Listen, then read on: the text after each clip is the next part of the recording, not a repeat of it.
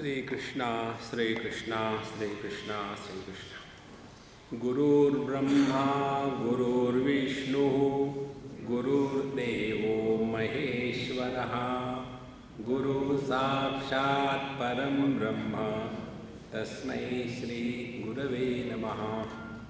तस्मै श्री गुरवे नमः।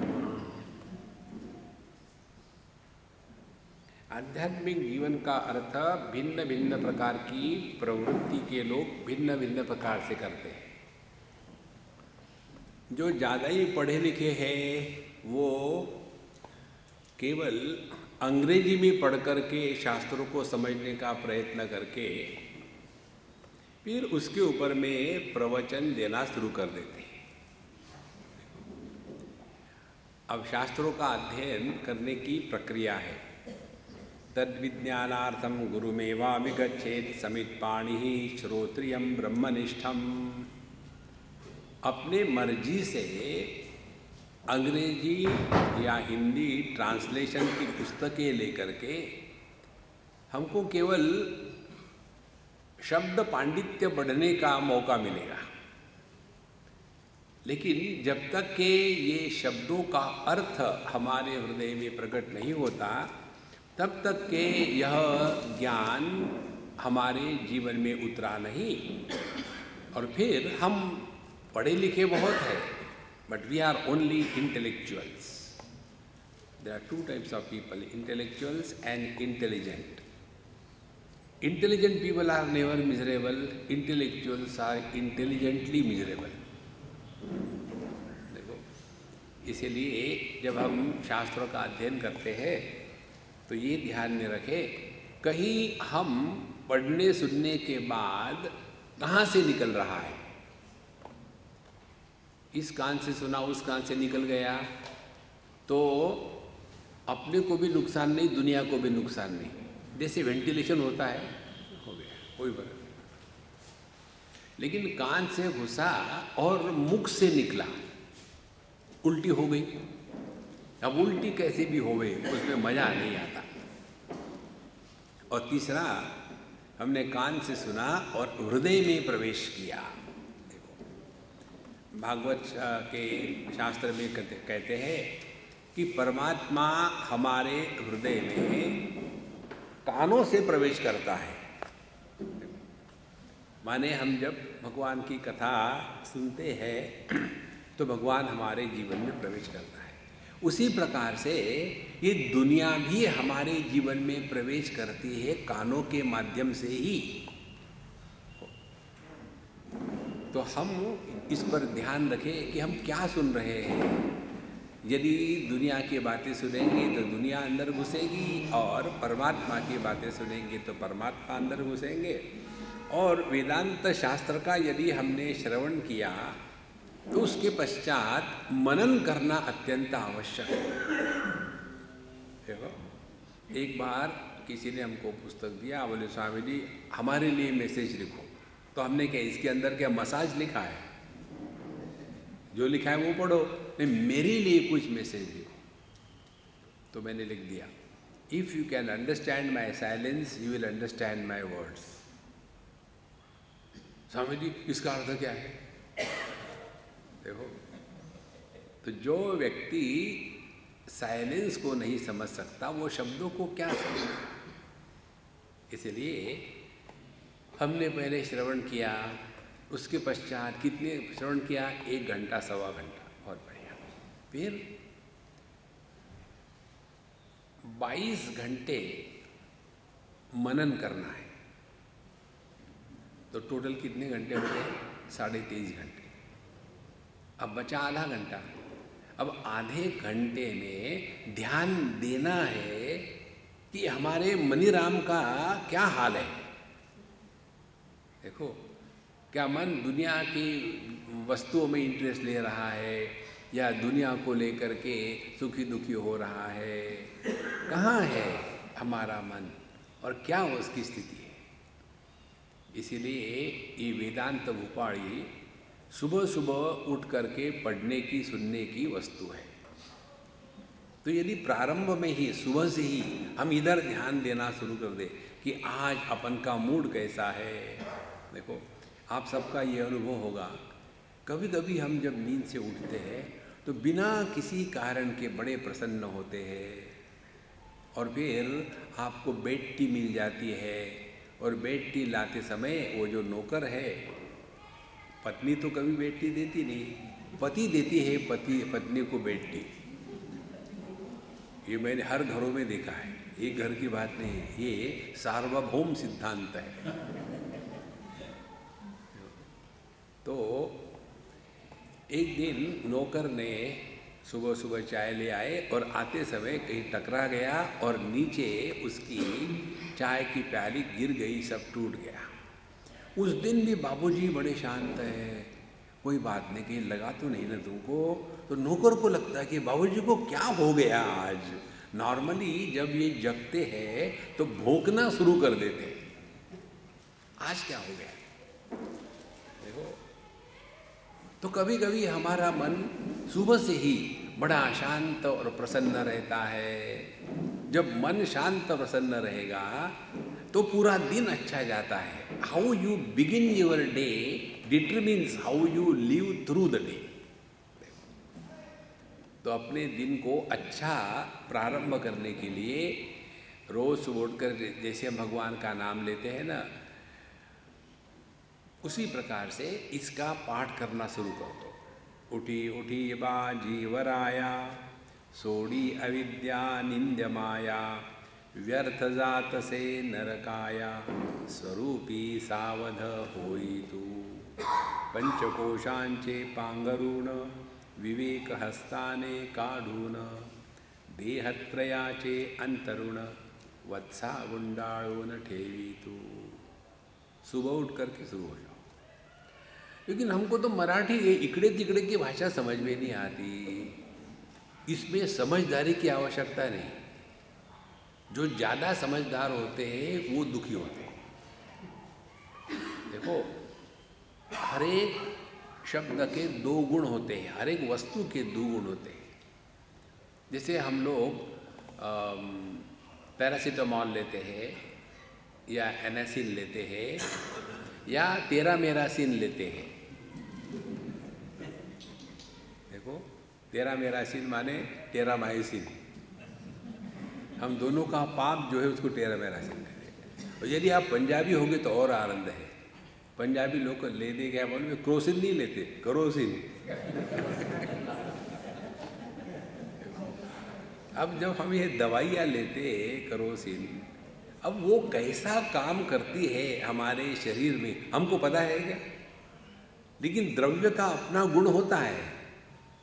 इसी प्रकार से शब्दों का अपना गुण है, वो प्रभाव करेगा, भले आपको समझ में ना आए। एक हम संत की जीवनी पढ़ रहे थे, आपने नाम सुना होगा उनका। वो नाम के लिए सन्यासी नहीं थे, लेकिन 1000 सन्यासियों का निचोड़ निकालो तो उससे 10 गुना थे।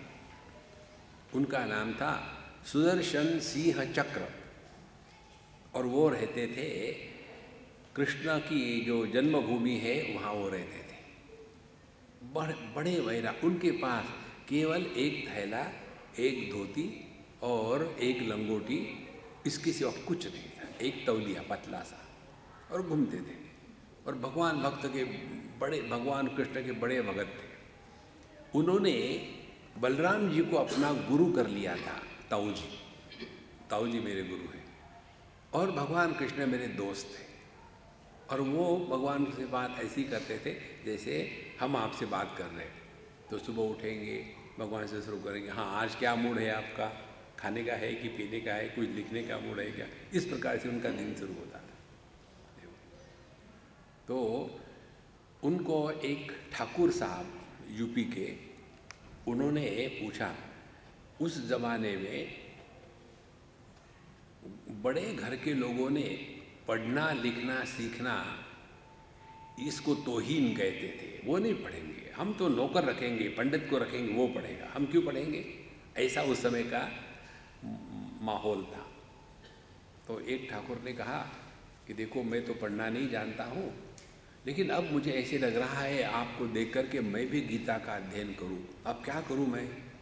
बोले कोई बात नहीं, पुस्तक रखो और उंगली रखो उस मंत्र पर, भगवत गीता के। वहाँ समझो लिखा है, मय्येव सकलम जातम मयि सर्वम प्रतिष्ठितम मयि सर्वम लयम याति तद्ब्रह्माद्वयमस्म्यहम्। समझो ये मंत्र है। तो ये मंत्र पर उंगली रखो और बिल्कुल प्रेम से कि भगवान आपसे बोल रहे हैं, उन्हीं शब्दों के माध्यम से तुम्हारे हृदय में प्रकट हो गए, ये करो। और उन्होंने वैसा शुरू कर दिया और वहाँ उंगली रखते और बड़े शांति से उनको पता तो नहीं किस पर उंगली घुमा रहे। ऐसा उन्होंने सालों किया। और एक दिन उन्होंने कहा कि सुदर्शन जी, पता नहीं जब उंगली घूमती है तो कुछ तुम्हें मुख से निकलता है, क्या है मुझे पता नहीं। बोले ठीक है जरा आओ। तो उन्होंने भगवद गीता की पुस्तक खोली और घुमाओ उंगली, तो जो मंत्र वहाँ लिखा था वो उनके मुख से प्रकट होने लग गया। देखो ये है मंत्र की शक्ति। इसीलिए भले हमको मालूम ना हो, don't worry about it, start. तो ये जो शब्द होते हैं ना, ये बड़े ताकतवर होते हैं। मंत्र की शक्ति कैसे होती है हमको तो समझ भी नहीं आती। एक सज्जन ने हमको कहा, हम तो विश्वास नहीं रखते, ओम नमः शिवाय ओम नमः शिवाय करने से क्या होगा। हमने कहा ठीक है भाई एक्सपेरिमेंट करो, फिर समझ में आएगा। क्या एक्सपेरिमेंट है? एक्सपेरिमेंट ये है, आप बम्बई में चर्च गेट में पहुंच जाओ सुबह 9 बजे के करीब, जब पूरी बम्बई चर्च गेट में लोकल से उतरती है और सब जितना वहाँ का लोगों का झुंड है, उनको क्रॉस करके अपोजिट लाइन में घुसो भीड़ में, और उसमें एक कोई संड मुसंड ह्यूज स्ट्रक्चर जो होगा उसको रोको और उसको पूछो, अरे बेवकूफ़ कहाँ जा रहे हो? तब देखो क्या होगा। तो क्या होगा, उसके बाइसेप्स जो है ना वो फ्लेक्स हो जाएंगे और फिर आपके नाक की तरफ आप उसकी मुट्ठी जाएगी और एकदम स्प्रिंग के जैसा कस के आपके नाक पर पड़ेगा, नाक पीछे से निकल आएगा। माने वो आपको मारेगा? हाँ मारेगा। क्यों मारेगा? शब्द शक्ति। जब गाली सुनने के बाद आदमी में इतना प्रभाव बढ़ता है तो भगवान का नाम लेने से प्रभाव नहीं पड़ेगा। देखो महाराज, हमारे मन में श्रद्धा का अभाव है। एक बार ट्राई करके देखो, कोई भी मंत्र ले लो आप, ओम नमः शिवाय का ले लो, भगवान राम का ले लो। हमने ये इसलिए बताया, हम आपको यदि पुरानी कहानी बताते तो आप कहते हाँ इस पर हम विश्वास नहीं रखते। इसीलिए हम जितने भी उदाहरण देते हैं ना, आप लोगों के देते तो आपको लगता है चलो अपनी ही बात है। ये बात मैंने एक छोटे बालक से सीखी। जब हम बात कर रहे थे तो उन दिनों में हम अपने प्रोफेशन में नए नए थे, मालूम तो था नहीं, बाबा जी फ्रेश बने थे, इंटर्नशिप चल रही थी, अब प्रोफेशनल हो गए। तो उस समय हमने बताया बच्चों को, देखो बच्चों ने जो है ना ध्रुव के जैसे होना चाहिए। ध्रुव ने एक टांग पर खड़े होकर के भगवान के नाम का जप किया था, ओम नमो भगवते वासुदेवाय। फिर दूसरे की कहानी बताई, जैसे प्रहलाद जी, देखो कितना उनको उनके पिताजी ने छला, फिर भी उन्हें भगवान को नहीं छोड़ा। फिर देखो भगवान कृष्ण जब बालक थे तो अपने बाएं हाथ के छोटी उंगली में उन्होंने उस गोवर्धन पर्वत को उठाया था। आ गया समझ में? तो एक बच्चा है, स्वामी जी हम तो इसमें विश्वास नहीं रखते हैं। क्यों? बोले ये कैसे संभव है? कोई एक बच्चा एक टांग पर खड़े रहा और भगवान का नाम ले रहा है, हम तो 2 टांग पर ठीक से खड़े नहीं रह सकते, ये कैसे संभव है? हम नहीं विश्वास रखते। अब उसको you can't challenge the child. दूसरी बात, ध्रुव जी को उसके पिता ने इतना कष्ट दिया, ये हो ही नहीं सकता, हमारे पिता को हम कष्ट देते थे। देखो, कोई बाप अपने बच्चे को ऐसा मारता थोड़ी है, ये भी हम विश्वास नहीं रखते। तो बात ठीक है। तीसरी बात, भगवान कृष्ण ने छोटी उंगली पर पर्वत को उठाया। जब हमारी छोटी उंगली उठती है तो हम बाथरूम जाते, कहाँ पर्वत उठाएंगे? और समझो उन्होंने उठाया तो कौन सी खास बात है, भगवान तो है ना, भगवान नहीं करेगा तो कौन करेगा? हमने कहा यार तू तो मेरा गुरु निकला, तो अभी मैं क्या करूं? बोले आप हमको ऐसा बताओ कि जो हमारे जीवन में घट रहा हो। उस दिन के बाद मैंने जो शास्त्रों के उदाहरण होते हैं ना, वो देने बंद कर दी। देखो कितनी सूक्ष्म बात है। इसीलिए जो हमने आपको बताया है ना, ये जो उदाहरण, ये अपनी घटना घटी हुई है। ऐसे ही जितना सूक्ष्मता से हम इसका पाठ करेंगे वेदांत उपाधि का, एक आध दिन इसमें का एक आध विचार आपके हृदय को स्पर्श करेगा। देखो हम तो शूटिंग करने में एक्सपर्ट तो है ही नहीं है। एक बार एक खम्भे को पत्थर मारना था, हम बच्चों के साथ उसी कैंप में थे, तो स्वामी जी उस खम्भे को पत्थर मारना है तो मारो। तो हमने लिया और मारा और लग गया। बोले स्वामी जी वाले एक्सपर्ट नहीं है, गलती से हो गया, एक्सपर्ट कुछ नहीं। दूसरे बार नहीं लगा। बोले अब क्या करोगे? बोले हमने एक मुट्ठी भर पत्थर उठाए और मारे, एक तो लगेगा। इसी प्रकार से इतने इसमें 32 ओवी है, पढ़ते जाओ, एक आध दिन एक आध लगेगी। जिस दिन एक आध शब्द आपके हृदय में परिवर्तन लाएगा, उसी दिन समझ लेना बापे दी फुल कृपा, भगवान की पूर्ण कृपा हो गई। देखो, और होता है भगवान की कृपा से ही, अपने प्रयत्न से नहीं होता। लेकिन प्रयत्न की आवश्यकता है। ये दो बातें स्पष्ट समझ लो। बिना प्रयत्न के भगवान की कृपा नहीं होती, लेकिन भगवान की कृपा के सिवा अपने प्रयत्न से कुछ भी नहीं होता। उपनिषद कहती है यमैवेश वृणुते तेन लभ्यः तस्यैष आत्मा विवृणुते तनुम स्वाम। जब परमात्मा चाहते हैं, जब भगवान चाहते हैं, तब वो अपने आप को प्रकट करते हैं। और उसकी जो साधना है वो यही है, begin your day with a positive note. नहीं तो रोज उठते हैं, अरे राम अब फिर जग गए, सोच रहे थे कल रात को मर जाते तो अच्छा रहे, अब क्या करें? कुछ नहीं, बहू क्या बनाया ब्रेकफास्ट के लिए? अरे राम कुछ तो दूसरा सोचो। बगीचे में चले जाओ और राउंड में बैठ करके हा हा हा हा शुरू कर दो, कम से कम घर में तो शांति रहेगी। देखो तो शुरू कर दो। सुबह सुबह उठी बाजीवर आया, सोड़ी अविद्या निंद्य माया। अविद्या का तात्पर्य क्या है? अविद्या माने इंद्रिय मन बुद्धि से जो हमको ज्ञान प्राप्त होता है वह अपूर्ण ज्ञान होता है। माया क्या है? इस अपूर्ण ज्ञान को ही हमने पूर्ण ज्ञान स्वीकार किया है और इसके द्वारा हम इस दुनिया में फंस जाते हैं। यह भगवान की माया है। तो इससे निकलने के लिए क्या करना है? सोड़ी इसको छोड़ दो। तो कैसे छोड़े? तो पहले पंचकोशांचे पांगरुण, क्योंकि सोते रहते हैं ना, तो पहले अपने जो रज़ाई है उसको हटाओ, उसके बाद बिस्तर को लपेट के रखो। इस प्रकार से जितना सूक्ष्मता से आपका चिंतन होगा, आपका दिन प्रारंभ हो जाएगा योग्य दिशा में।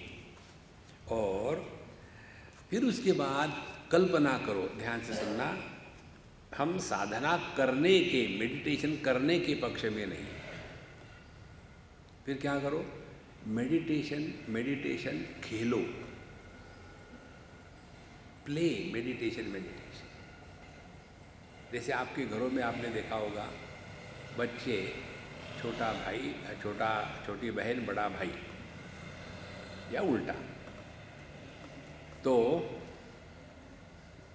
गर्मी के दिन है, बच्चे सोचते हैं चलो हम लोग घर घर खेलते हैं।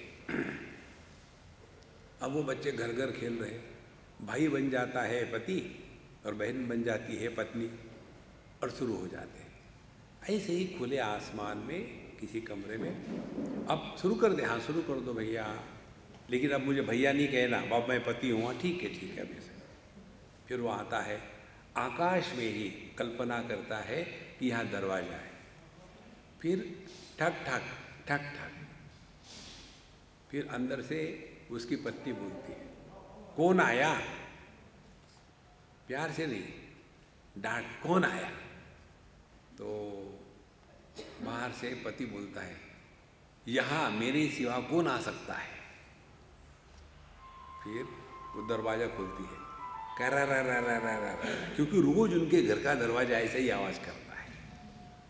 उसके बाद वो कहता है, हाँ कुछ है क्या खाने के लिए? मेरा सर खाओ। घर में घुसे, खाने का शुरू। ये जो डायलॉग होते हैं ना, ये रोज घर में सुनी जाते हैं बच्चों के द्वारा। इसीलिए कोरियोग्राफर की आवश्यकता नहीं, डायरेक्टर की आवश्यकता नहीं, किसी की आवश्यकता नहीं, क्योंकि वो खेल रहे हैं। जब वो खेल रहे हैं पति पति पत्नी पत्नी, तो क्या वो पति पत्नी बनते हैं क्या? तो पति पत्नी का नाटक कर रहे हैं, उसमें मैं निर्माण नहीं होता। ध्यान से सुनो। ऐसा जब नाटक चल रहा था तो पत्नी ने कहा, लो कल की सब्जी बची हुई थी और परसों की पूड़ी खा लो। उस समय पति कहता है, एक मिनट रुक जाओ। रुक गए, क्या?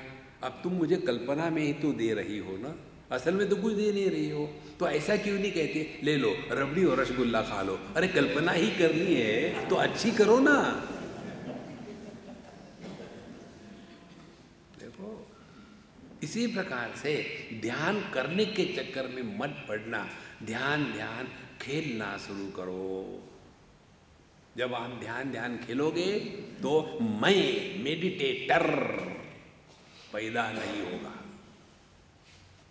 और जब मेडिटेटर पैदा नहीं होगा तो आपको हेडेक नहीं होगा। कई लोग यही पूछते हैं हमको, स्वामी जी हमारी कुंडलिनी जागृत हो गई है, लेकिन हमारे गुरु महाराज मर गए और हमारे सब चक्र खुल गए हैं, अब मैं क्या करूं? तो उनको क्या बताए, मेरे बटन खुल गए, क्या करूं? लगा लो। चक्र खुल गए तो क्या बंद कर डालो?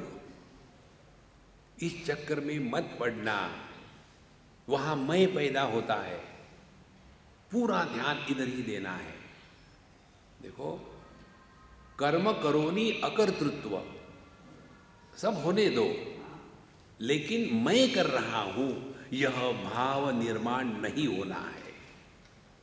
देखो, इसीलिए हम जब प्राणायाम करते हैं तो उसमें मैं निर्माण होता है, और जब मैं निर्माण होता है तब उसमें थकावट आती है। देखो, तो ऐसे जो मेडिटेशन करने वाले होते हैं, आधा घंटा मेडिटेशन, बाकी फ्रस्ट्रेशन। तो हमको तो 24/7 मेडिटेशन में रहना है। देखो संतो, भगवद गीता के 2वें अध्याय में अर्जुन ने प्रश्न पूछा, जब भगवान ने समझदारी की बड़ी तारीफ करी। क्या समझदारी है भगवान के अनुसार? समझदारी का अर्थ ये नहीं कि किसकी पत्नी कितनी लंबी है और किसके बच्चे कितने खराब है, वो समझदारी नहीं है, वो जनरल नॉलेज है। समझदारी ये है, श्रुति विप्रतिपन्नाते यदा स्थास्यति निश्चला समाधावचला बुद्धि तदा योगम अवाप्स्यसि। दो बातें। जब तुमने दुनिया भर का सत्संग सुनते सुनते सुनते सुनते तुम्हारे दिमाग में विचारों का कीचड़ इकट्ठा हो गया है। कलील माने कीचड़। श्रुति विप्रतिपन्नाते यदा स्थास्यति निश्चला समाधावचला बुद्धि तदा योगम अवाप्स्यसि। तो तुम्हारे दिमाग में इतना सुन सुन के खिचड़ी निर्माण हो गई है। तो ऐसे जो खिचड़ी बहादुर होते हैं वो गंगा गए तो गंगादास बन जाते हैं, जमुना गए तो जमुनादास बन जाते हैं, और घर आने के बाद देवदास तो है ही। लिक्विड स्पिरिचुअलिटी शुरू हो जाती है। देखो महाराज, इसीलिए ना समझी का तात्पर्य है श्रुति भी प्रतिपन्ना बुद्धि, सुन सुन के हमारे दिमाग में खिचड़ी हो गई है। तो जब भगवान ने कहा कि जब तुम्हारी बुद्धि शांत हो जाएगी तब तुम योग में स्थित हो जाओगे, तो वो अर्जुन प्रश्न पूछता है कि बुद्धि का शांत होना, किसी प्रकार से संदेह से मुक्त होना, माने द विजडम इज स्टेडी, समझ हमेशा बनी रहेगी। देखो, यह कोई जीवन हो सकता है कि 15 मिनट के लिए हम नॉर्मल रहते, बाकी एबनॉर्मल है। नहीं, हमको 24/7 नॉर्मल रहना है। इसीलिए अर्जुन का प्रश्न था, स्थित प्रज्ञ माने a person with steady wisdom, समझदारी हमेशा कब बनी रहती है, और यदि बनी रहती है तो ऐसे व्यक्ति के लिए ध्यान का अर्थ क्या है, ऐसा व्यक्ति जगत में कैसा पेश आता है, ऐसा व्यक्ति जगत में घूमता है कि इकट्ठा बैठा रहता है, और ऐसे व्यक्ति के प्रति जब जगत आके पहुंचता है तो वो जगत को कैसे रिसीव करता है। ये 4 प्रश्न अर्जुन ने भगवान कृष्ण को पूछे। स्थित प्रज्ञस्य का भाषा समाधिस्तस्य केशव, स्थितधि किम प्रभाषेत किमासीत व्रजेत किम। 4 बातें पूछी। माने उसने ये नहीं पूछा कि मेडिटेशन कैसा करते हैं, नहीं, हमारी ज्ञान की दृष्टि हमेशा सावधान कैसे रहती है। देखो, जितने भी एक्सीडेंट होते हैं ना, वो एक क्षण में हमने अपना होश खो दिया, उस क्षण में एक्सीडेंट हो जाते हैं। देखो, तो हमको रहना है सचेत, सतर्क 24/7। तो भगवान कृष्ण इसके उत्तर बताते हैं कि मेडिटेशन का अर्थ समझदार व्यक्ति के लिए क्या है। देखो, इसका मतलब है ना समझदार लोग भी मेडिटेशन करते हैं, नहीं, इसका मतलब ये नहीं, ना समझदार लोग ही मेडिटेशन करते हैं, समझदार लोग मेडिटेशन नहीं करते। देखो महाराज, मेडिटेशन करने का रोग निकाल डालो, start living a cheerful, happy, effortless life. तो भगवान कहते हैं मेडिटेशन का अर्थ क्या होता है समझदार व्यक्ति को। प्रजहाति यदा कामान सर्वान् पार्थ मनोगतान्, आत्मन्नेवात्मना तुष्टः स्थित प्रज्ञस्तदोच्यते। जो समझदार व्यक्ति है उसके लिए मेडिटेशन का अर्थ क्या है। यदा सर्वान् मनोगतान् कामान प्रजहाति, जब कोई अपने अंतःकरण के सभी कामनाओं का हमेशा के लिए त्याग कर दिया है, अब हमारे मन में एक भी कामना नहीं। देखो, कब हमारे मन में कामना नहीं होती, जब हम गहरी नींद में सोते हैं तब कामना नहीं होती। एक बार हम किसी के घर गए थे, उनका छोटा सा लड़का था, बहुत ही प्यारा।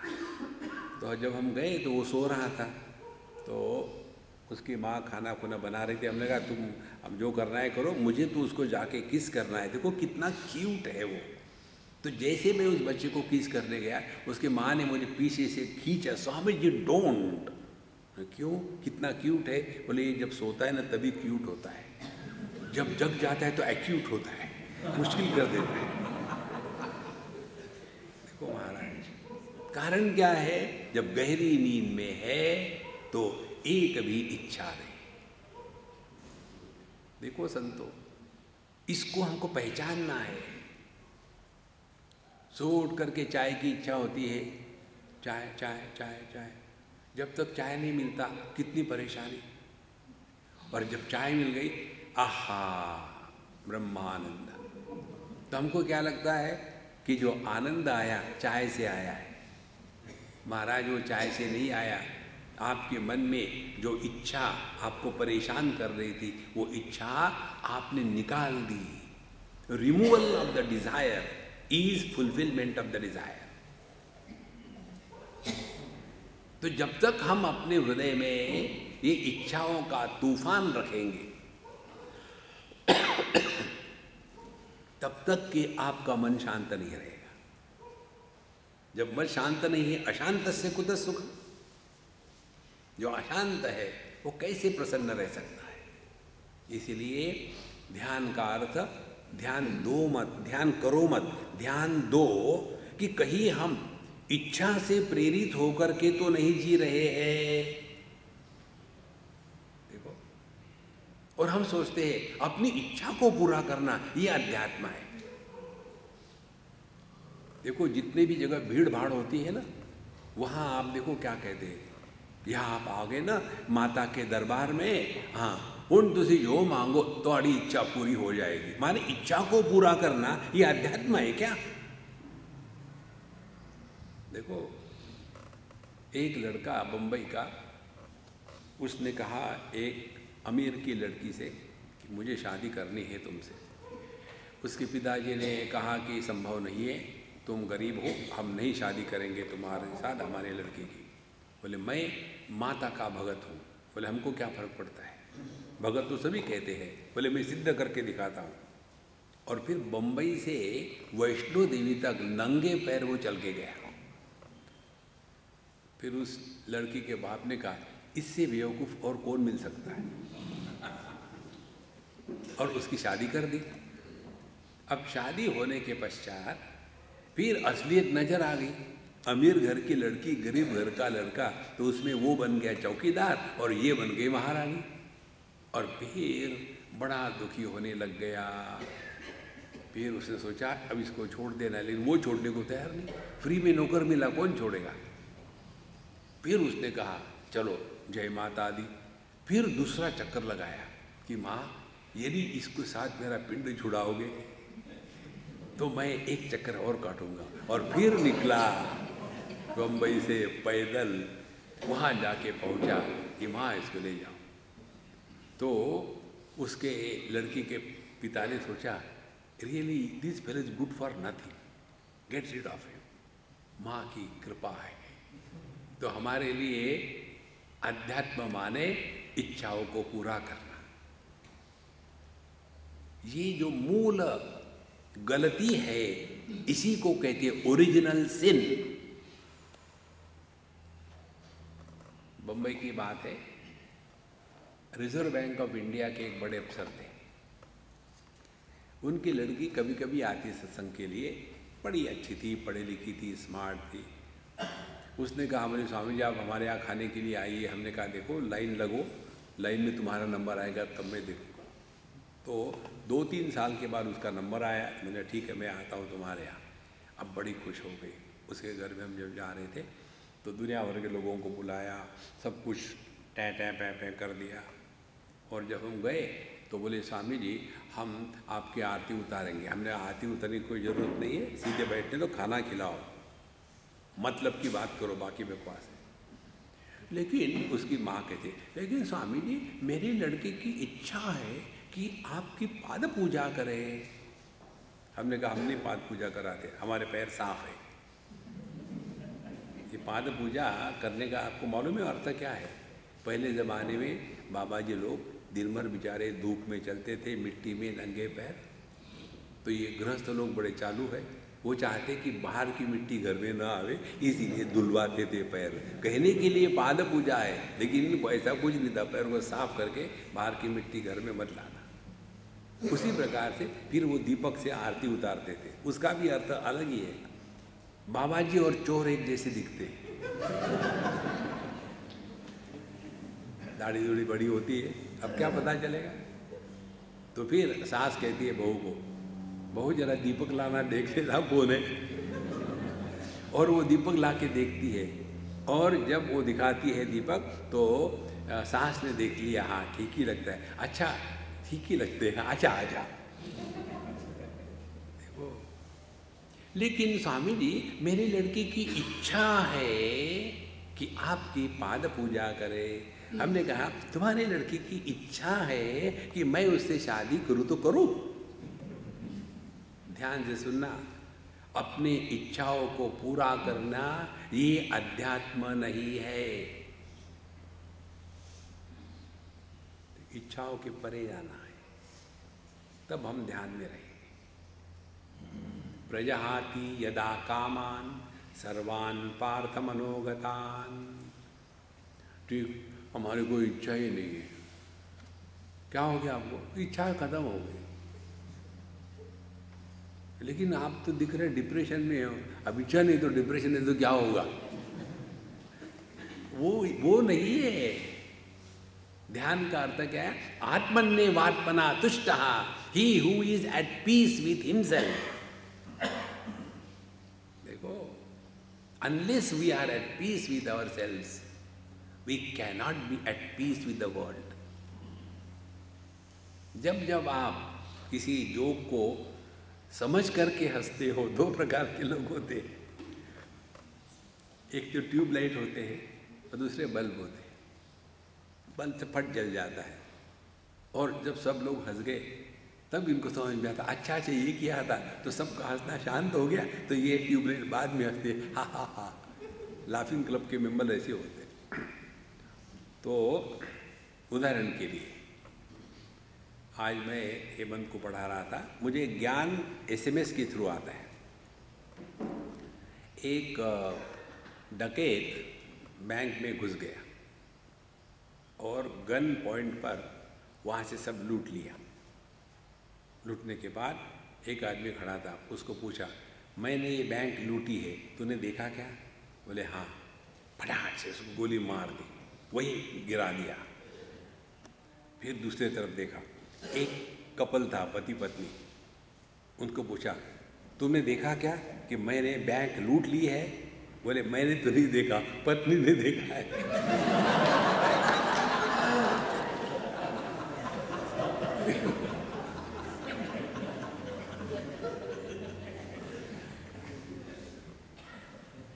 और मॉरल ऑफ द स्टोरी, क्या मॉरल है?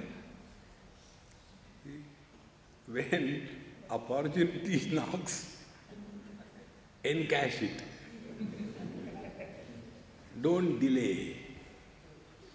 इस समय जो आपने आनंद लिया ना, इसका एक ही कारण था, आपके हृदय में इच्छा नहीं थी और डिप्रेशन भी नहीं था। डिप्रेशन में भी आदमी की इच्छाएं खत्म हो जाती है। कुछ करने को मन ही नहीं करना है। अच्छा खाना खा लो, खाने को भी मन नहीं कर रहा। चलो घूमने जाते, क्या घूमने जाना है? चलो हम लोग सिंगापुर जाते, क्या वहाँ है? बीच में रास्ता, दोनों तरफ दुकानें। अपने भोपाल भी नहीं है क्या? क्या जाना है? तो समझ लो डिप्रेशन आ गया। देखो, भगवान कहते हैं आत्मन्येवात्मना तुष्टः। He who is at peace with himself alone is happy. देखो, और ये हमारी स्थिति 24/7 है। तो जो नित्य निरंतर प्रसन्न है वो मेडिटेशन करता नहीं। जो मेडिटेशन करते हैं वो परेशान रहते। बोर्ड लगा देंगे बाहर, meditation in progress, take D2, और मेडिटेशन की क्लास होगी। उस मेडिटेशन क्लास में सब बैठो। जैसे ये टेररिस्ट लोग अपने गन लेके चलते हैं ना, वैसे ये योगा के लोग अपनी मैट्रेस लेकर के चलते हैं लगा करके, और फिर पहले फैला देंगे सोने के लिए तैयार, और फिर बैठो पद्मासन में, और पद्मासन में बैठते वो लॉक हो जाते, खुलता ही नहीं। अब क्या करें, निकलता ही नहीं। मेडिटेशन कर, और उसके पश्चात फिर शुरू हो जाता है। हाँ, सब लोग आंखें बंद कर लो, लाइट ऑफ कर दो, आंखें बंद कर लो।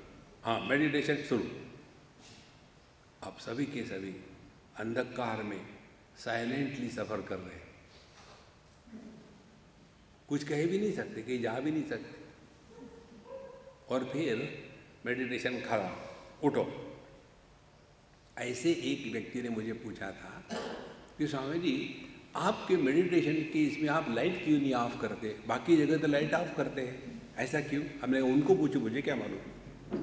मेडिटेशन कोई गलत काम है क्या कि अंधकार में करना चाहिए? लेकिन वो क्यों करते हैं उनको पूछो, हमको नहीं पता। आपको कुछ थोड़ा बहुत आइडिया होगा, आइडिया तो हो सकता है। वो आइडिया यही है कि दोनों शिष्य और गुरु अंधकार में सो जाओ, झंझट कल्ला। तो मेडिटेशन के बाद क्या होता है? You are awakened from sleep. देखो महाराज, इसीलिए जिसमें मैं पैदा होता है वो संसार है, जहाँ मैं से मुक्त हो गए हैं वही परमात्मा है। कितनी सिंपल बात है। इसीलिए अपनी फैक्ट्री सेटिंग को वापस ले आओ। जो अनवांटेड डाटा डाउनलोड किया है, फ्री डाउनलोड तो करते जाओ। जरूरत है, जरूरत नहीं है, लेकिन क्या फ्री है? देखो, जैसे जैसे ये बात समझ में आएगी तो हम ध्यान देना शुरू करेंगे। करेंगे नहीं ध्यान, ध्यान देंगे। और जब ध्यान देंगे तब हमारे माध्यम से सच्चिदानंद प्रकट होने लगेगा। देखो, सुवर्ण के यदि आभूषण बने हैं तो उसमें सुवर्ण ही होगा। यदि हम परमात्मा की अभिव्यक्ति है तो उसमें परमात्मा ही प्रकट होगा। परमात्मा का प्राकट्य 3 प्रकार से होता है। परमात्मा सत्स्वरूप होने के कारण हम जीते हैं, दूसरे को जीने देते हैं, और हम मरने की कल्पना नहीं करते, और दूसरा मरा है तो रोते धोते नहीं। देखो महाराज, इसीलिए महात्मा जब देह त्याग देते हैं तो उसको कहते हैं निर्वाण उत्सव। It is a celebration.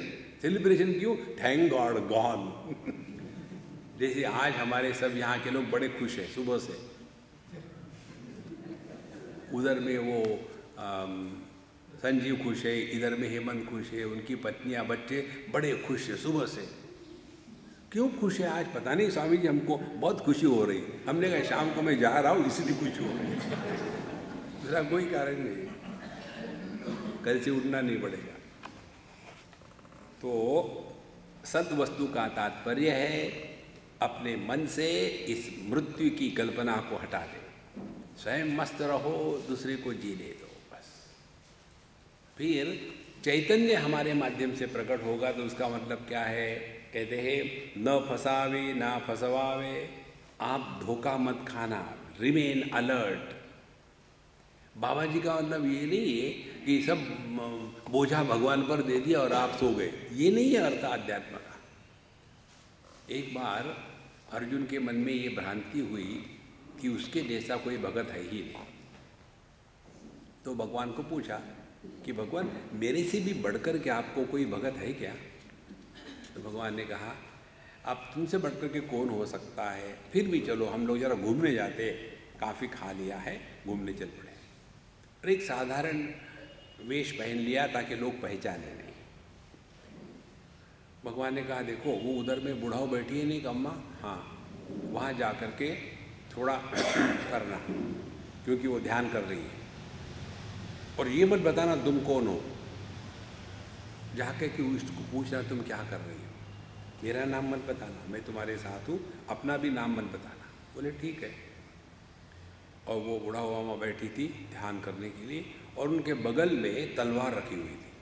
अब ध्यान करते समय कोई तलवार रखता क्या? टेररिस्ट थोड़ी है, लेकिन वो ऐसे ध्यान कर रही थी। अब अर्जुन जाके खड़े हो गए, 5 मिनट 10 मिनट 15 मिनट, लेकिन वो एकदम स्थिर जैसे कोई स्टैचू हो। जब उठ ही नहीं रही थी तो अर्जुन ने ऐसा किया, तो उसने आंखें खोली और उसने नमस्कार किया। अर्जुन ने कहता है कि माता जी आप ध्यान कर रही है, लेकिन बड़ा विचित्र है, आपने अपने बगल में तलवार रखी है, ध्यान करते समय तो कोई तलवार नहीं रखता, आपने क्यों? बोले मैं ध्यान भी नहीं कर रही हूँ, डांटा। फिर मैं तो ये सोच रही हूँ जिस दिन मेरे सामने द्रौपदी आएगी उस दिन मैं उसको मारूंगी, इसलिए मैं बैठी गया। बोले भगवान से कोई मतलब नहीं। बोले ऐसा क्यों? ऐसा क्यों? ज़्यादा से ज़्यादा क्या हो जाता, उस सभा में वो नग्न हो जाती ना, लेकिन कहती तो है कि मैं भगवान की भगत हूँ, और उसको पुकार करके अपने गंदे शरीर के साथ वस्त्र का अवतार लेकर के लपटवाया। ये कोई भक्ति होती है? शर्म नहीं आई उसको? इसीलिए मैं उसको मारने के लिए यहाँ बैठी हूँ। अर्जुन कांपने लग गया है, ये बड़ा विचित्र भगत है। और बोले दूसरे की राह देख रहे हैं। अब दूसरा कौन है अम्मा? बोले दूसरा कौन है? वो अर्जुन। अपने घोड़े हकाए, बाहर से जब आता था तीर तो पहले मेरे कन्हैया को लगता था, उनके शरीर पर खून ही खून था। ये कौन से भगत होते हैं? अपने लिए भगवान को कष्ट देते हैं। मैं तो उसको मारना चाहती हूँ। अर्जुन कहता है थैंक यू वेरी मच। देखो महाराज, भगवान के भगत वो होते हैं कि जो ऐसे अलर्ट है। Let us not lead a wrong life of living डम। बेवकूफ़ बन करके रहना माने भगवान के भगत नहीं। दिखो बेवकूफ़ लेकिन बनो मत। इसलिए कहते हैं न फसावे ना फसवावे। धोखा मत खाना, धोखा मत देना, दोनों आवश्यक है। नहीं तो पता नहीं हम जहाँ भी जाते लोग हमको धोखा दे दे। तुम बेवकूफ़ हो, क्योंकि तुम्हारे माध्यम से परमात्मा प्रकट नहीं हो रहा है, जीवात्मा प्रकट हो रहा है। न इतरास धोखवावे, खोटे पड़ी न जगावे। Don't lead a false life, let the truth manifest through you. इसीलिए जो हमारा सिद्धांत है ना, उसको जरा पकड़ के रखना। भगवान के दर्शन के चक्कर में मत पड़ना। फिर क्या करना? भगवान को अपने माध्यम से प्रकट होने देना, यही साधना है। और भगवान हमारे माध्यम से कब प्रकट हो गए? देखो, जैसे मुझे समझो कुछ प्रिंटिंग का काम करना है, तो प्रिंटिंग का काम करना है तो मैं किसके पास जाऊंगा? तो मैं चला जाऊंगा मनीष के पास, क्योंकि वो उसका एक्सपर्ट है ना। तो जब हम अपने काम को करने के लिए योग्य अधिकारी व्यक्ति को ढूंढते हैं, तो भगवान अपने काम को करवाने के लिए योग्य अधिकारी को नहीं ढूंढेंगे क्या? तो फिर हमारी साधना क्या हो गई? हमारी साधना यही है कि हम लायक रहे, नालायक ना रहे। देखो, उद्धरेदात्मनात्मानम नात्मानम अवसादयेत्। यदि हम ऐसे लायक हो जाए कि भगवान को जो दुनिया में करना है हमारे माध्यम से करवाए, तब जा करके हमने ये वेदांत वाणी को समझा है। नहीं तो हमेशा कहे भगवान की बात, भगवान लिस्ट ले लो, ये करना है, वो करना है, ऐसा करना है, वैसा करना है, और फिर निकल, अरे मैं एक भूल गया, अरे वो जो अपना है ना पड़ोसी, उसको हटा देना। नहीं महाराज, ये भक्ति नहीं होती। Lead N alert and vigilant life. कि जगत में रहते समय कहीं हम अपने मन के द्वारा, राग द्वेष के द्वारा प्रेरित होकर के तो नहीं जी रहे। हमारे माध्यम से कौन प्रकट हो रहा है? काम या शाम। इसीलिए खोटे पड़ी न जगावे। Don't lead A falsified life, let the divinity manifest. तीसरी बात, सच्चित हो गया। अब आनंद। आनंद का क्या कहते हैं? हसावे आणी हसवावे, न इतरास दुख वावे, सदा प्रसन्न असावे, हाच आनंद बापारे। मेरे प्यारे बेटे, यही है आनंद। किसी भी हालत में दुखी मत होना। योग का असली अर्थ भगवान श्री कृष्ण के अनुसार भिन्न है। ये जो योगा करने वाले हैं उनके अनुसार भिन्न है। भगवान श्री कृष्ण ने योग की परिभाषा क्या दी है? पहले कहते हैं योगः कर्मसु कौशलम। जो भी आपका काम है इतना बढ़िया हो कि उसमें आपको आनंद आ जाए। कर्म करने में जिसको आनंद आता है वो कर्मयोगी है। जो कर्म से, कर्म के फल रूप में आनंद चाहता है वो कर्म रोगी है। देखो, योगः कर्मसु कौशलम, दूसरी योग की परिभाषा भगवान देते हैं, समत्वम योग उच्यते। जो जगत में कर्म करते समय अपने मन के संतुलन को कभी भी बिगाड़ने नहीं देता, वह योग में सिद्ध हो गया है। देखो, इसमें आपका एक भी एनिमल आसन नहीं आया।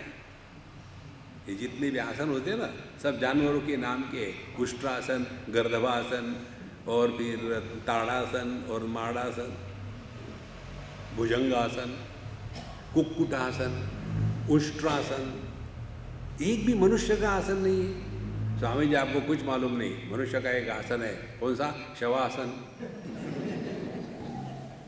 एक ही आसन है, मरो बस, बाकी कुछ नहीं। आसन की योग की परिभाषा भगवान कृष्ण के अनुसार तीसरी कौन सी है?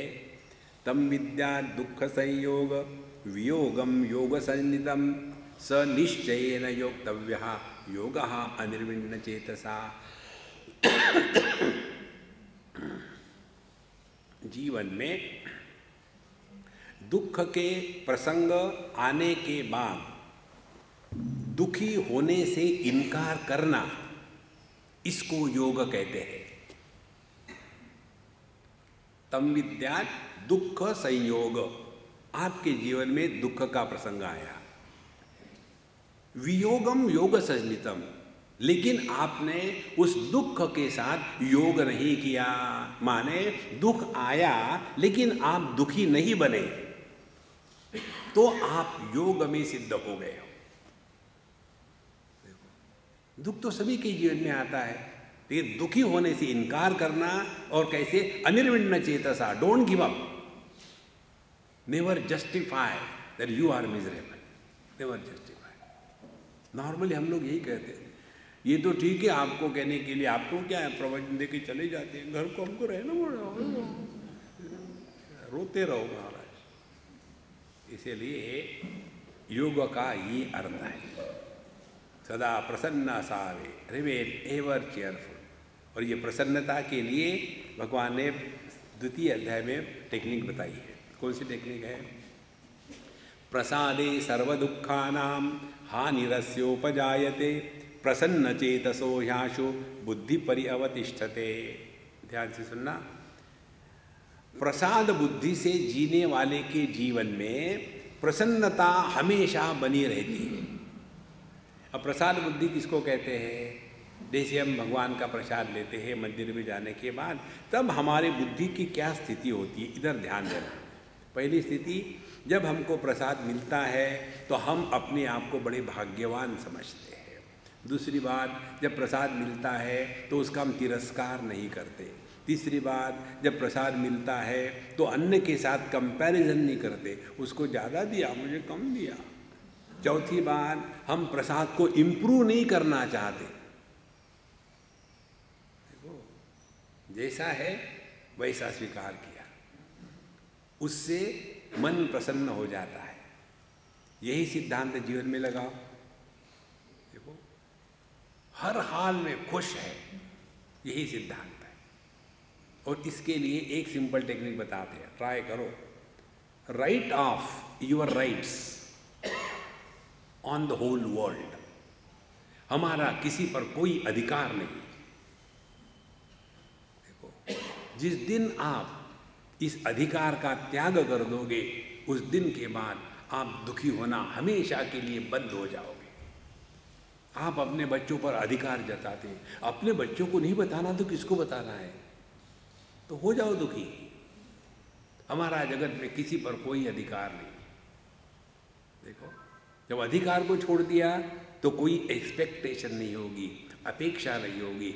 अपेक्षा नहीं होगी तो उपेक्षा का दुख नहीं होगा। बुढ़ापे में जो बच्चों से उपेक्षा मिलती है, उसका दुख होने का यही कारण है कि हमने बच्चों से बड़ी अपेक्षा रखी है। Don't expect anything in your life. Every moment will be a surprise. हम बच्चों को नहीं देते क्या? उनके बर्थडे पर कोई गिफ्ट कैसे देते? बड़ी पक्की रैप करके देते हैं, और 10-20 गिफ्ट आ गई। अब बच्चे सोचता है कि ये लोग सब जाते कब, मैं खोलता हूँ कब, और गिफ्ट खोलने को बैठता है। और मम्मी बोले नहीं तुम्हारे गिफ्ट है तुम खोलो, और फिर वो स्ट्रगल कर रहा है और उसने जो कभी एक्सपेक्ट भी नहीं किया था वो उसको जब मिल जाती है, oh God I am so happy. Surprises always make you happy. Go home without any expectation that you will get good food. और समझो घर जाके अच्छा खाना मिला, आश्चर्यवत् पश्यति कश्चिदेनम आश्चर्यवत् वदति तथैव चान्यः। बड़ा आश्चर्य है, आज अच्छा खाना बनाए, कितनी खुशी हो जाएगी। और यदि ये कल्पना करके जाओ नहीं घर का खाना अच्छा होता है और अच्छा नहीं मिला, फ्रस्ट्रेशन शुरू।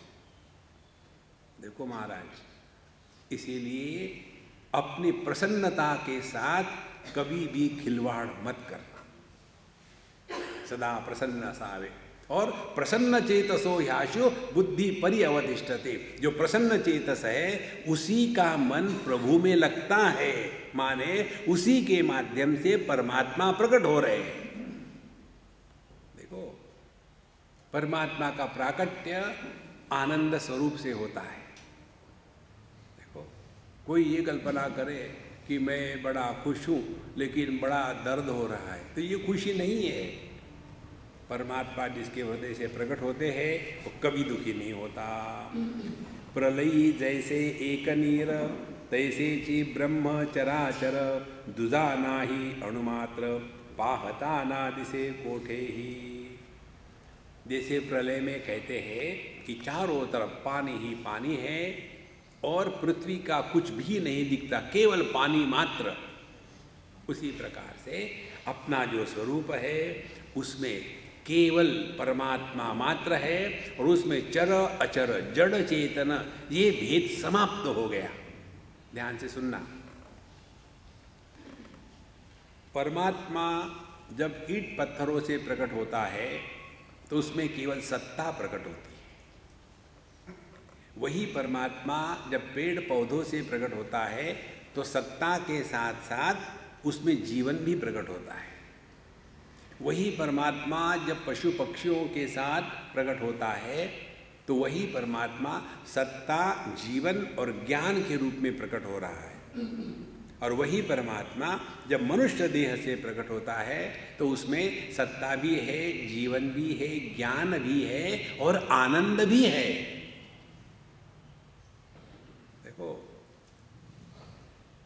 तो भगवान ने ये डिफरेंट इंस्ट्रूमेंट जो बनाए हैं उसका अपना प्रयोजन है, अपना कोई प्रयोजन नहीं, भगवान का प्रयोजन है। देखो बल्ब किस लिए बनाया, प्रयोजन है ये प्रकाश देवे। फैन किस लिए बनाया कि ये हवा देवे। इसी प्रकार से हमको भगवान ने जो बनाया है केवल आनंद प्रकट करने के लिए, दूसरा कोई प्रयोजन नहीं है। लेकिन वो बल्ब में से लाइट निकल ही नहीं रहा है तो हम क्या करेंगे, देखेंगे ओ बल्ब फ्यूज हो गया, निकाल डालो। इसी प्रकार से भगवान ने हमको मनुष्य बनाया आनंद को प्रकट करने के लिए, और हम हमेशा दुखी रहते हैं तो भगवान हमको निकाल डालेंगे क्योंकि फ्यूज हो गया है। फ्यूज आदमी प्रसन्न नहीं रहता। फिर भगवान क्या करेंगे, बेटा ये तुम्हारी गलती नहीं है, गलती मेरी है कि मैंने बाय मिस्टेक तुमको मनुष्य के देह में डाला है, तुमको तो गधे के देह में डाला है। इसीलिए केवल एक परमात्मा ही प्रकट हो रहा है सब में, वहाँ हमारा ध्यान है। तैसे ब्रह्म चराचर दुजा नाही अणुमात्र पाहता न दिसे कोठे। इसलिए जो अपने स्वरूप में स्थित है वो हमेशा मौज में है। वो मौज करता नहीं, वो मौज में रहता है। मौज करना माने भोग में नष्ट हो जाना। ऐसे केवळ ब्रह्म झाले नरदेही सार्थक केले, आपण तरुण तरले कृपाळूपणे जग सर्व। इसमें अपने मनुष्य देह की कृतकृत्यता है। भगवान श्री कृष्ण भगवद गीता के 15वें अध्याय में अंतिम में जाकर के कहते हैं, सभी वेदों के निचोड़ को भगवान कहते हैं, भगवद गीता कहते हैं। ओम तत्सदिति श्रीमद्भगवद्गीतासु उपनिषत्सु ब्रह्म विद्यायां योगशास्त्रे श्रीकृष्णार्जुन संवादे अर्जुन विषाद योगो नाम प्रथमोऽध्यायः। उपनिषत्सु, सभी वेदों का सार जो है उपनिषदों में है। सभी उपनिषदों का सार भगवद गीता है। भगवद गीता के 18 अध्याय का जो सार है वो है 15वां अध्याय, और 15वें अध्याय का जो सार है वो है एतद् बुद्ध्वा बुद्धिमान स्यात् कृतकृत्यश्च भारत। इसको पहचान करके जीवन में कृतकृत्यता, फुलफिलमेंट इज अटेन्ड। देखो, जब तक के जीवन में ये कृतकृत्यता नहीं आती तब तक कि आप कुछ भी करते रहो, अशांति आपको नहीं छोड़ेगी। तो यहाँ कहते हैं, जिसने ऐसे अपने स्वरूप को पहचान लिया, नरदेही सार्थक केले, उन्होंने जाकर के अपने जीवन को सार्थक बनाया है। बाकी के तो बस जैसे पशु पक्षी जीते हैं, आहार निद्रा भय मैथुनंच, वैसे खाया, अच्छे खाने का गोबर बनाया, सोए, टाइम बर्बाद किया, उसके बाद इसके साथ झगड़ा, उसके साथ झगड़ा, बच्चे पैदा किए निष्काम कर्मयोग से, और एक दिन मर के चले गए। ये कोई जीवन है? देखो, इसीलिए नरदेही सार्थक झाले, ये तभी होगा जब हम अपने स्वरूप में निष्ठा प्राप्त करेंगे। और जब हम अपने स्वरूप में निष्ठा प्राप्त करेंगे तब जाकर के हमारे माध्यम से परमात्मा दुनिया का भला करेगा। हम किसका भला नहीं कर सकते, भला करने वाला भगवान ही होता है।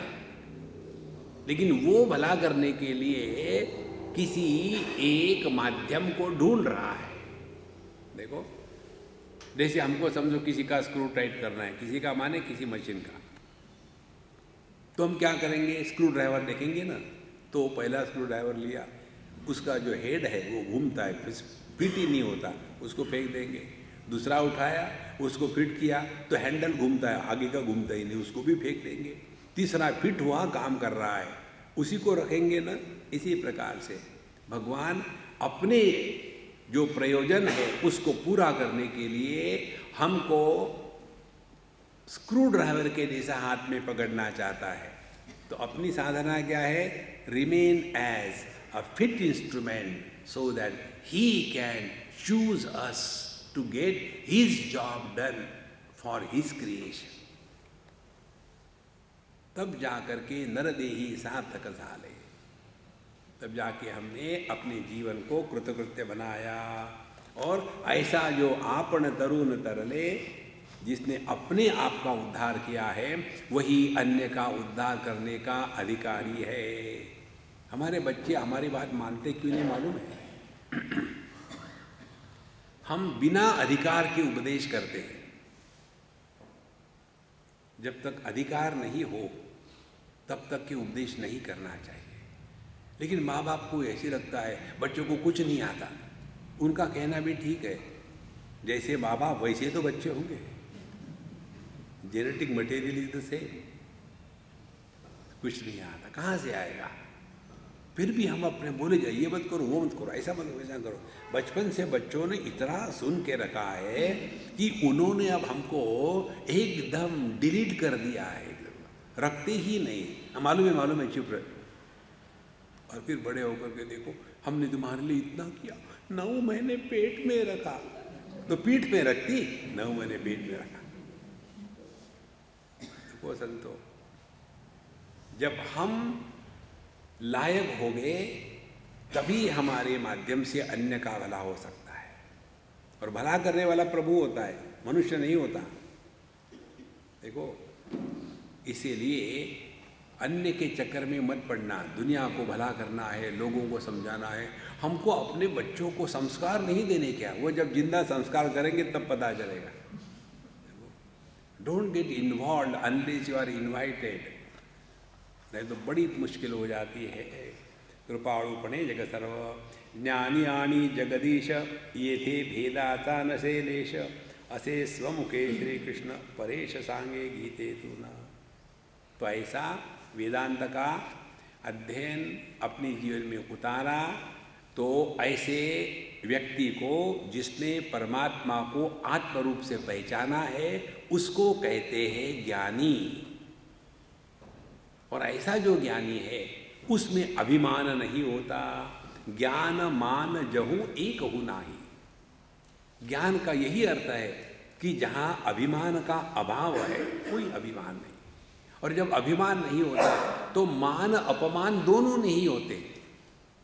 देखो 6वें अध्याय में भगवान कृष्ण ने परमात्मा की उपलब्धि की परिभाषा दी है। वहाँ भगवान कहते हैं जितात्मनः प्रशांतस्य परमात्मा समाहितः शीतोष्ण सुख दुखेषु तथा मानापमानयोः। परमात्मा समाहितः, परमात्मा मिल ही गया समझो। किसको? 2 कंडीशन है केवल।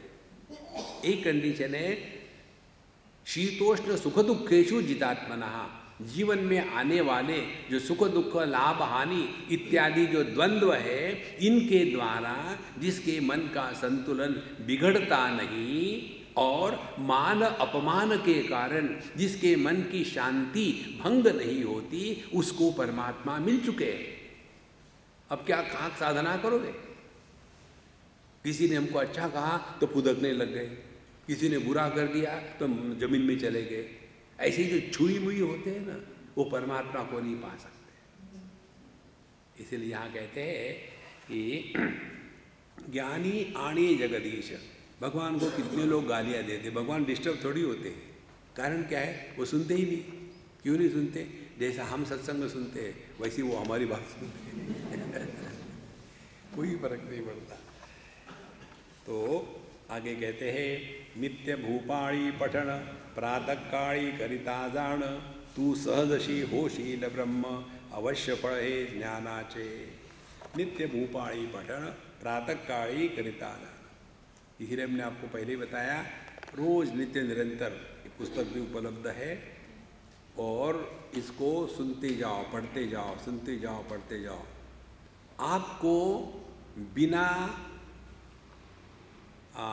समझे आप में परिवर्तन आना शुरू हो जाएगा। ये परिवर्तन मालूम है कैसे होता है? जैसे एक आध छोटी सी लड़की हो या लड़का हो, जब वो बड़ा होने लग जाता उसको नहीं पता लगता, माँ बाप को पता लगता है अब लड़की बड़ी हो गई है, अब इसको अकेले बाहर नहीं जाने देना चाहिए। अब लड़का बड़ा हो गया, क्यों? अब उसको थोड़ी थोड़ी मूंछ आने लग गई है। एक जगह में एक लड़के ने कुछ झूठ बोला तो उसको उसके पिताजी डांट रहे थे। तो उस पिताजी के माँ ने उसको कहा क्यों डांट रहे हो तुम उसको? बोले उसने झूठ बोला। बोले हाँ ठीक है वो बड़ा हो रहा है ना जैसे जैसे आदमी बड़ा होने लग जाता है झूठ बोलना शुरू कर देता है। ये बड़े होने के लक्षण है ना। इसी प्रकार से जब हम में यह परमात्मा प्रकट होने लगेगा तो हम नहीं जानेंगे, अन्य को इसकी प्रतीति आने लगेगी। जैसे magnet does not know its own magnetic field.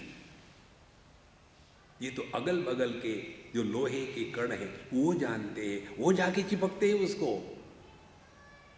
इसी प्रकार से यस्मान्नो द्विजते लोकः लोकान्नो द्विजते च यः हर्षामर्ष भयोद्वेगैहि मुक्तः यस् सच मे प्रियः। 12वें अध्याय में भगवान कहते हैं मेरा भगत कौन है? वो नहीं है कि जो बाहर का मेकअप करता है, वो नहीं मेरा भगत। पूरी भगवद गीता पढ़ लो आप, भगत का जो लक्षण है उसमें एक भी मेकअप की बात नहीं आई है। कहते हैं यस्मान्नो द्विजते लोकः लोकान्नो द्विजते च यः। जिसके कारण पब्लिक परेशान नहीं होती और जो पब्लिक के कारण परेशान नहीं होता वो मेरा भगत है।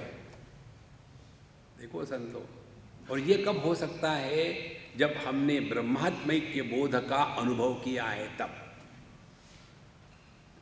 जैसे हमारी जिह्वा दांतों के बीच में रहती है हमेशा, कई बार कट भी गई है, फिर भी वो जीवा को डर नहीं लगता कि कल तो कटी थी, आई होप आज नहीं कटती, ये बड़े कड़क है दांत, जीवा बेचारी नरम नरम है, नहीं। और कट भी गई तो वो दांत जीवा को शाप नहीं देते।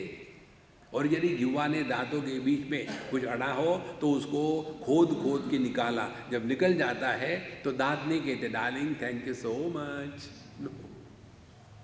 क्योंकि वहां अन्य की प्रतीति नहीं है। तो ऐसा जीवन सहज बन जाता है। तो नित्य भूपाणी पठण प्रातः काली करिता जान, तू सहदशी होशील ब्रह्म। देखो, परमात्मा के रूप में जीना माने जीवन में सहजता आना। देखो, जहां जहां हम सहज होते हैं वहां वहां हम नॉर्मल होते हैं।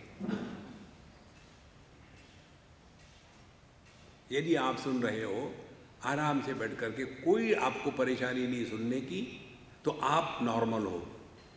और यदि सुनते समय बहुत परेशानी हो रही है और कान को खींच खींच के सुनना पड़ रहा है, तो समझ लेना आप नॉर्मल नहीं हो।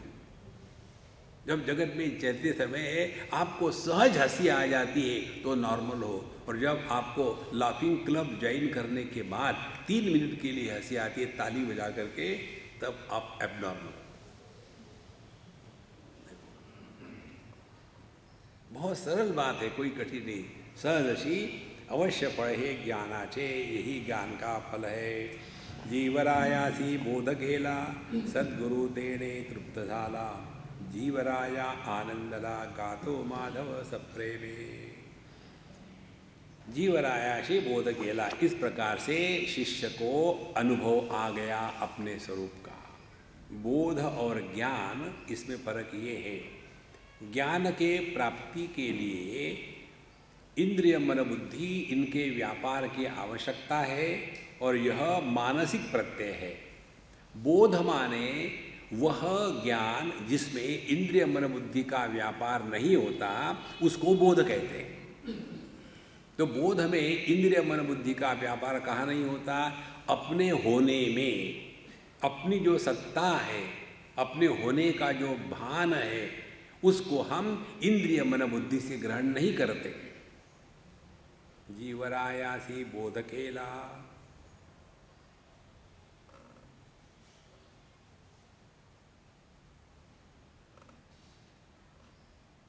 इस समय जो आपका अनुभव है ना,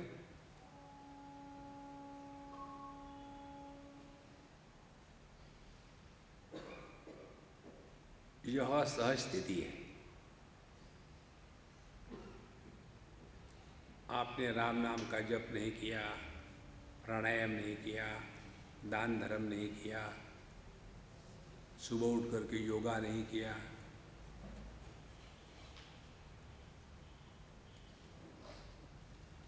पतंजलि महर्षि इसको कहते हैं आसन। शरीर को टेढ़ा मेढ़ा करने को आसन नहीं कहते हो। पतंजलि के अनुसार आसन की परिभाषा है स्थिर सुखम आसनम। स्थिर सुख है, आपका सुख अस्थिर नहीं है। हमको जब भोग का सुख मिलता है तो वो स्थिर नहीं रहता। नींद का सुख मिलता है वो भी स्थिर नहीं है, वो भी टूट जाता है। स्थिर सुखम, वह सुख, ख माने आकाश, सु माने सुष्ठु, जिसका हृदय आकाश नित्य निरंतर 24 आवर्स प्रसन्न है, स्थिर सुखम, उसको कहते आसन।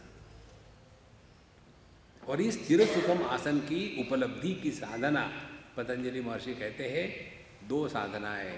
पहली है प्रयत्न शैथिल्य, दूसरी है अनंत समापत्तिभ्याम। जीवन से प्रयत्न समाप्त हो जाते हैं। देखो, जब किसी को अस्थमा होता है तो सांस लेने में प्रयत्न होते हैं।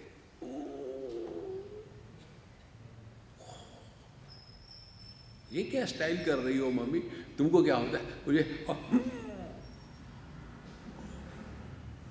अस्थमा है। और जो नॉर्मल ब्रीथ कर रहा है उसको कोई प्रयत्न नहीं। तो जहाँ जहाँ वी आर स्ट्रगलिंग, समझ लेना we are far away from the अनंत।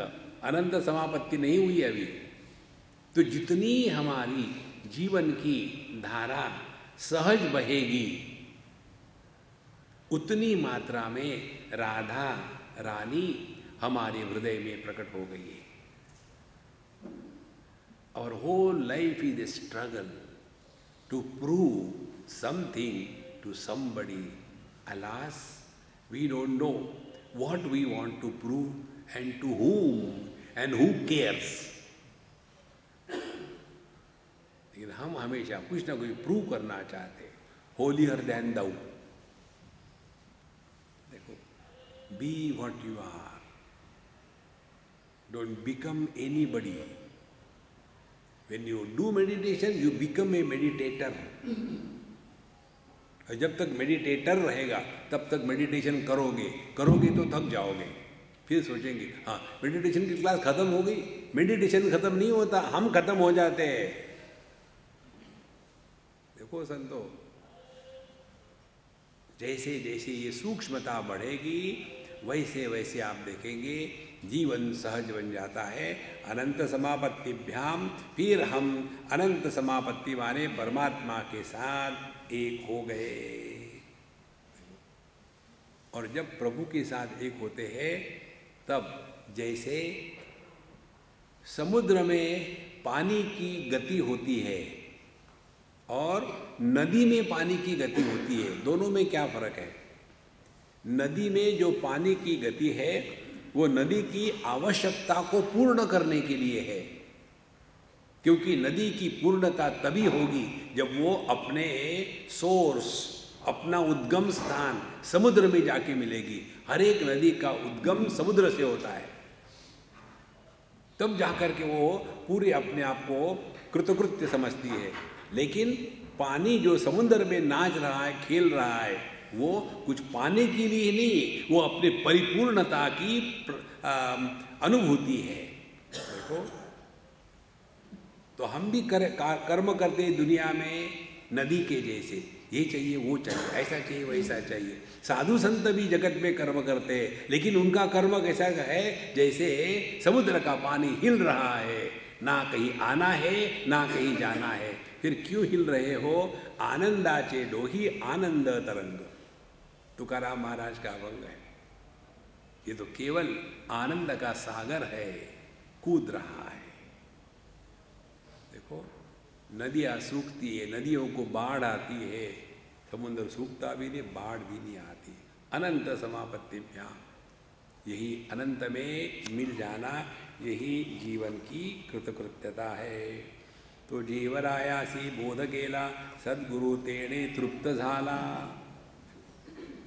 कठोपनिषद में आता है, यमराज कहते हैं अपने शिष्य को कि हमारी बस एक ही इच्छा है, तुम्हारे जैसा एक हाथ शिष्य मिल जाए। देखो, क्योंकि मेजॉरिटी किस लिए आते हैं? अपनी कंप्लेन बॉक्स लेकर के, हाँ कंप्लेन है, बीवी ऐसी, बच्चे ऐसे। अरे शादी करी तो हमको पूछा था क्या? कंप्लेन करने से कुछ नहीं होता संतो। Sort out your problems by your own self. नहीं तो जो आदमी को कंप्लेन करने की आदत लग गई ना, फिर वैसी वो आदमी नष्ट हो जाता है। इसीलिए सद्गुरु तेने तृप्त झाला, जीवराया आनंद लागा तो माधव सत्प्रेमे। विवेक चूड़ामणि एक ग्रंथ है भगवान शंकराचार्य का लिखा हुआ, उसमें 581 के करीब श्लोक है।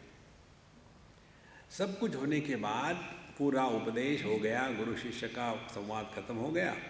आखिरी में एक विचार आता है, इस प्रकार गुरु ने शिष्य को जो उपदेश देना था उपदेश दे दिया और शिष्य तृप्त हो गया। उसके बाद गुरु अपने मार्ग से गए, शिष्य अपने मार्ग से गए। उसके बाद गुरु शिष्य को म्यूल के जैसा ढोता नहीं। गुरु महाराज उठाओ, हाँ, ग्रो वाइज। उसी में जीवन की परिपूर्णता है। इस प्रकार से यह वेदांत भूपाली बहुत ही सुंदर है। उठी उठी बाजी वराया, सोडी अविद्या निंद्य माया, व्यर्थ जात से नरकाया, स्वरूपी सावध होई तू। पंचकोशांचे पांघरून विवेक हस्ताने काढून, देहत्रयाचे अंतरुण वत्सा गुंडाळून ठेवी तू। अहम ममतेचा त्याग हाची मलमूत्रोत्सर्ग, हरिस्मरण सलग बाह्यांतरी शौचकर्म, निंदेने मुख कडवट झाले असे अतिवाईट, हरिनाम जले चोखट वत्साधून काढी तू। गुणत्रयाचे आचमन करून दृश्यते सोडून, क्रोध व्याघ्र वर्मी बसून करी विचार स्वहिताचा, हा स्थूल देह तू नवेसी घटापरी जडत्वयासी, आदि अंती अभाव त्यासी साक्षी प्रकाशक तू याचा। प्राण नवेसी निर्धारी क्षुधे तृष्णेने पिडे भारी, हाही स्थूल घटाचे परी याहून वेगळा तू आत्मा। मन हे नवेसी निश्चित चंचल संशयेते ग्रस्त, अहम ममत्वे लिप्त याहून विलक्षण तू चिद्घन। बुद्धी नवेसी तू निश्चय निद्रा काळी होतसे लय, जागता देही व्याप्त होय याहून वेगळा तू आत्मा। निद्रानंदही तू नवेसी हा आनंद एकदेशी, बिंबभूत आत्मत्वयासी आत्मत्वे तू परिपूर्ण। पंचकोशांना जाणता हा आत्मा जाण आयता, हा अनुभव घेता तत्वता पाहून निस्संग तू होशी। पंचकोशांचा अनुभव आत्मा जाणतो न दिसे ठाव, परितयाचा अनुभव स्वयं एव नाही होय कैसा। अनुभव रूप ते स्वतः तुझा नाही अनुभविता, मग बोधरूपता येई सहज जाण तू। ब्रह्म सता एकले मायोपाधी ईश्वर झाले, कोशोपाधी जीवत्व आले उपाधी त्यागे एकचिते।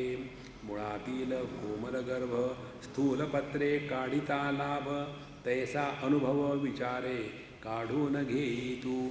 स्थूल सूक्ष्म कारण तीन देहांचा निरास जाण, अकर्ता आत्मा ब्रह्मपूर्ण होय निश्चय क्षणमात्रे।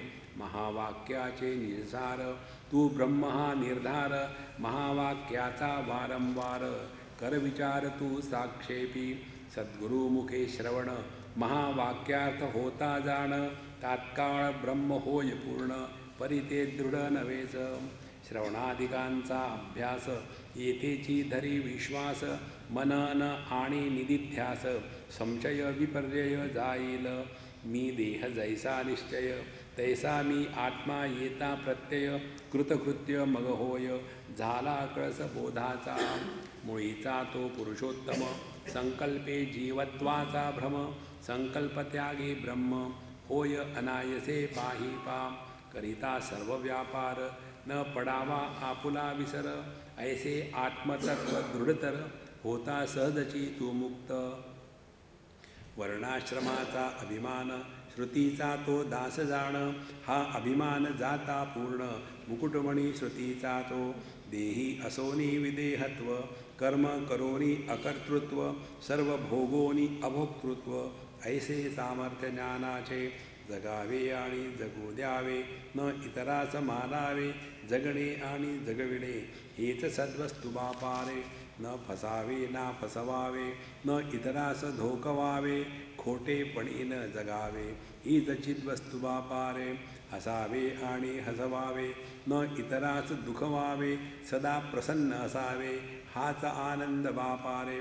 प्रलयी जैसे एक नीर तैसेची ब्रह्म चराचर, दुजा नाही अणुमात्र पाहता न दिसे कोठेही। ऐसे केवळ ब्रह्म झाले नरदेही सार्थक केले, आपण तरुण तरले कृपाळूपणे जग सर्व।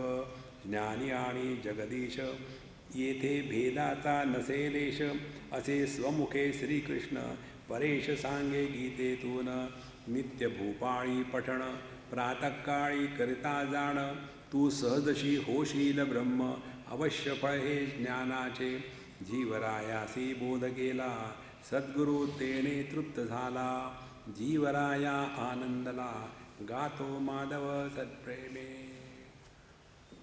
ओम पूर्णमदः पूर्णमिदं पूर्णात् पूर्णमुदच्यते पूर्णस्य पूर्णमादाय पूर्णमेवावशिष्यते. ओम शांति शांति शांति. हरि ओम. श्री गुरुभ्यो नमः. हरि ओम.